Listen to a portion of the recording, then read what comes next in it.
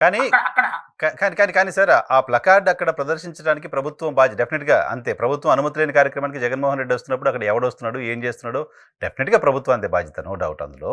కానీ ఆ వ్యాఖ్యల్ని జగన్మోహన్ రెడ్డి సమర్థిస్తూ నిన్న మాట్లాడడం తప్పేంటి అని నేను మాట్లాడడం ఐ ఎలా? Have seen I have seen ah, I have seen ah, all the way. Ah, నేను I'm not here to support Jagan or Chandrababu Naidu. Um, see when someone play when someone displayed a board, um, ఒక చిన్న display చేసినప్పుడు ఆయన ఒక cinema dialogue, Pushpa సినిమాలో dialogue display చేసినాడు. Cinema dialogue ని display చేస్తే మనం ప్రజాస్వామ్యంలో ఉన్నామా ఎక్కడ ఉన్నామా అని అన్నాడు. ఉమ్, ఆయనేమి రేపొద్దున నేను అధికారంలోకి వస్తే అందరిని నరికేస్తానో పొడిచేస్తానో అనలేదు కదా. ఉమ్, రేపొద్దున రప్పా రప్పా లాంగ్వేజ్ వాడినప్పుడు అది ఏదో సినిమా డైలాగ్ లాగా ఉంది కదా, పుష్ప సినిమాలో డైలాగ్ అనుకుంటా కదా. ఉమ్, ఆ పుష్ప సినిమాలో డైలాగ్ ని ఆయన అక్కడ రాసినాడు. అదేమి తప్పు అవుతుంది, అది ఏమి పుష్ప సినిమా డైలాగ్లే కదా రాసింది, ఉమ్, అదేమి నాకు అపార్థం చేస్తారేంటి అన్నట్టు మాట్లాడినట్టు నాకు అనిపించింది. ఉమ్, ఒకవేళ అలాంటిది ఏదైనా వ్యాఖ్యల్ని ఆయన సమర్థిస్తే ఖచ్చితంగా అది అందరం ఖండించాల్సిన విషయం, అందులో డౌట్ అయితే ఏం లేదు. ఉమ్, నేనేమంటానంటే అసలు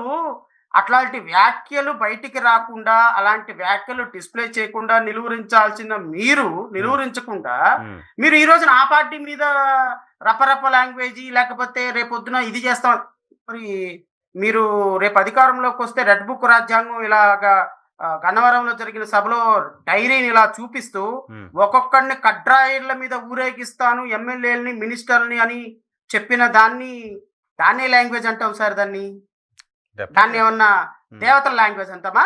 ఉమ్, ఉమ్, దాన్ని ఋషుల లాంగ్వేజ్ అందామా? ఉమ్, ఏమందాం చెప్పండి? దాన్ని ఋషుల లాంగ్వేజ్ అందామా?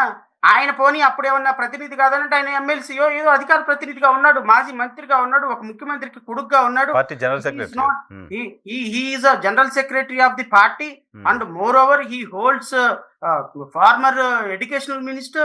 మరి ఇన్ని పోస్టులు ఉన్నటువంటి అతను తన తోటి కొలీగ్స్ మినిస్టర్స్ ని నడి రోడ్డు మీద కట్రాయిలతో ఊరేగిస్తానని లక్షల మంది సభలో ప్రసంగించింది ప్రజాస్వామ్యబద్ధమా? అది దేవతల ఆశీర్వాదమా? లేకపోతే అది దేవతల లాంగ్వేజా? హౌ కెన్ యూ ఈక్వేట్ అన్నా నేను